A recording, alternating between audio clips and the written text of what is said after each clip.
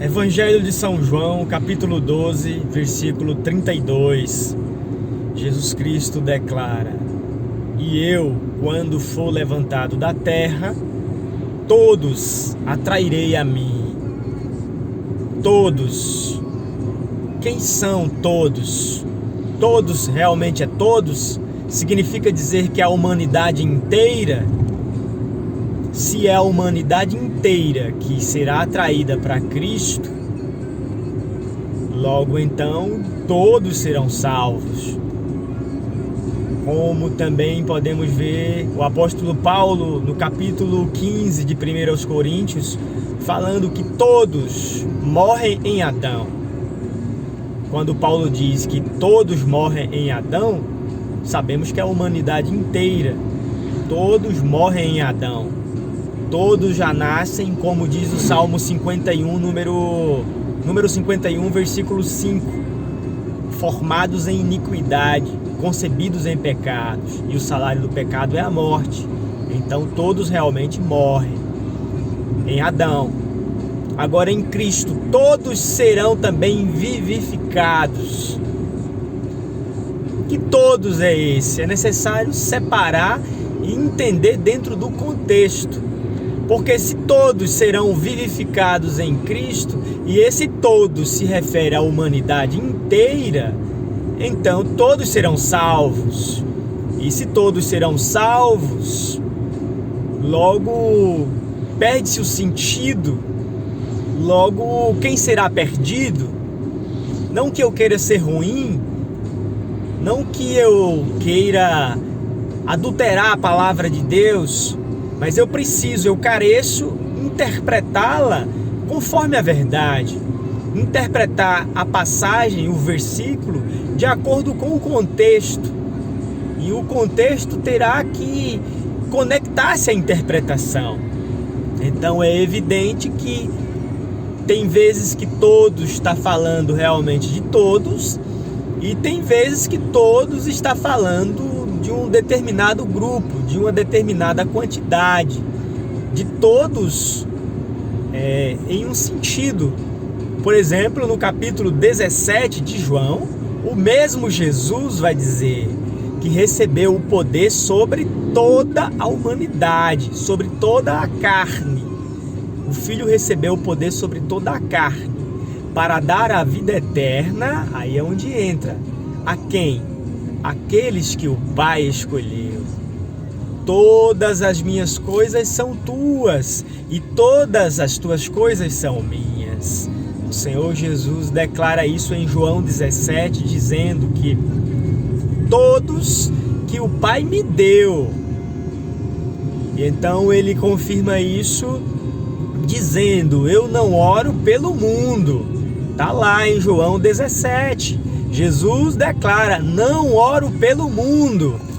Aparentemente é uma contradição, porque está escrito que ele amou o mundo de tal maneira que deu seu Filho unigênito, para que todo aquele que nele crê não pereça, mas tenha a vida eterna. Percebe a necessidade de conectar a interpretação ao contexto? Deus amou o mundo de tal maneira. Você não para nessa ideia do mundo. Deus não vai salvar o mundo inteiro, mas só é salvo aquele que crê. A salvação é a graça através da fé, e a fé não é de todos, é oferecida a todos. Mas como ser salvo? Primeiro que o homem não pode salvar a si mesmo. Ninguém poderá se salvar. E isso é impossível aos homens, mas é possível a Deus. Como está escrito, que pela fé, então não há nada impossível. E essa fé especial, essa fé específica, essa fé que Ele é autor e consumador dela. A saber, Efésios 2:8, sois salvos pela graça, através da fé, e isso não vem de vós, é dom de Deus. É necessário conectar as Escrituras e entender que Quando Paulo disse em 1 Coríntios 15 que todos morrem em Adão, ele está falando da humanidade, da carne, o primeiro homem, da terra, todos os seres humanos. Como também lá em Atos capítulo 17, o mesmo Paulo diz que de um só sangue foi feito todos os homens. Então em Adão todos estão mortos e em Cristo todos serão vivificados. Porém, Cristo não é da terra. A palavra não é a carne. A palavra é de cima. O Verbo, o próprio Senhor. Ele se fez carne, mas ele não era a carne. E então, por que ele se fez carne? Para resgatar aqueles que se haviam perdidos. Ora, quem são esses que se havia perdido? Perceba, ele declarou: o meu sangue será derramado em resgate de todos? Não, em resgate de muitos. A própria palavra reconciliar traz a ideia de voltar. Não há como reconciliar se você já não estava antes, percebe você? Então, é aqueles que eram o plano de Deus, como está escrito. Vamos sempre usar a Escritura para interpretar a Escritura. Capítulo 8 de Romanos vai dizer: os que dantes conheceu, os predestinou. Os que dantes conheceu, também os predestinou. E aos que predestinou, chamou.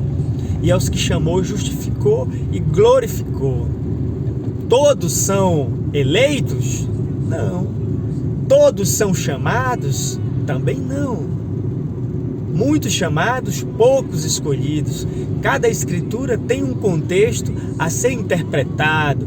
E essa que eu estou abordando, João 12:32, todos atrairei a mim. Quem são esses que são atraídos por Cristo? Qual é o que causa a atração? O que fisga? O Evangelho. Quem é que ouve a voz da verdade? O mesmo Jesus disse: todo aquele que é da verdade ouvirá a minha voz. Então, é preciso ser da verdade. É preciso ter sido pelo Pai enviado, como o mesmo Cristo vai dizer. Todo aquele que o Pai me enviou virá a mim. Todo aquele que o Pai me deu virá a mim. E o que vem a mim, de modo algum lançarei fora. Em outra passagem, o mesmo Jesus declara que nenhum se perdeu, a não ser o filho da perdição. Aí tem uma exceção, o filho da perdição. Nenhum daqueles que tu me deste se perdeu, a não ser o filho da perdição, para que a Escritura sempre se cumpra. A Escritura não falha, a palavra de Deus não pode falhar. Então, os que são atraídos por Cristo, os que são vivificados, ressuscitados, é conforme a palavra, Efésios capítulo 2, nos vivificou nele.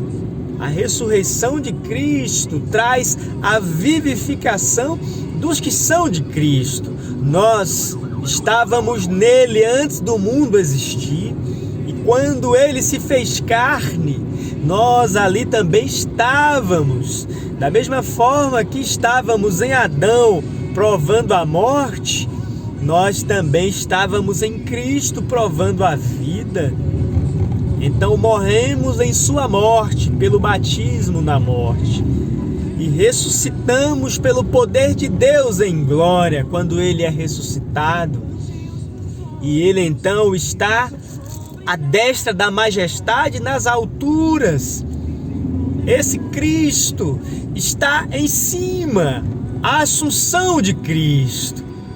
E então todos são atraídos a ele, que todos que ouvem sua palavra, todos que recebem a sua palavra enviada, porque o Evangelho é para a nossa salvação.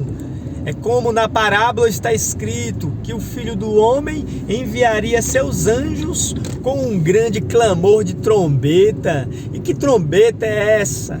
a voz do Evangelho. Esse é o alarido do Rei, despertando todo aquele que ouvir a voz, ressuscita. A hora vem, e já chegou, em que os mortos ouvirão a voz do Filho de Deus. Quando o Pai, lá em Mateus 17, declara: este é meu Filho amado, a ele ouvir, é porque o Filho iria falar. E quando o Filho veio, não há outro mais a ser enviado. O Filho está vivo, falando, e então os eleitos ouvem. Quem tem ouvidos para ouvir, ouve. E então há essa atração para cima, ressurreição em Cristo. Efésios 2 nos vivificou nele e nos fez assentar em lugares celestiais em Cristo Jesus. Mas o mesmo contexto diz que nós antes andávamos como todos os demais, por natureza filhos da ira, porque em Adão foi disparado a morte, em Adão foi metralhado a ira de Deus. A humanidade está perdida em Adão. Almas viventes estão mortas, porque o governo da carne não é o espírito. O governo da carne é o que diz a Escritura. Efésios 2, o Espírito que agora opera nos filhos da desobediência, as hostes celestiais do lugar da maldade, o príncipe das trevas que opera nesse mundo. Isto é, toda essa contaminação do mal influenciando a terra, os que são de Adão, governados e reinados pela morte, pela inimizade, pela incredulidade, pela cegueira, pela vontade da carne e dos pensamentos.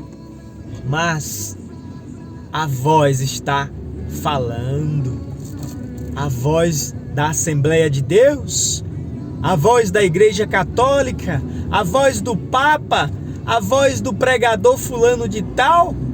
Não, a voz do Espírito, ele sopra onde quer. Se você ouvir a sua voz, não há mais nenhuma condenação. Você passa da morte para a vida. Você se levanta uma nova criatura, nascida em verdadeira justiça e santidade. Um homem imortal, gerado do segundo Adão, agora sim vivificado em Cristo. Que Deus te abençoe e que você agora ressuscitado nele, olhe para o que é de cima. Quando você está vivificado, a carne está morta, porque a carne é pecado. E então você vive e anda em espírito, glorificando ao Pai. Que Deus te abençoe nesta hora, no nome maravilhoso de Jesus. Amém.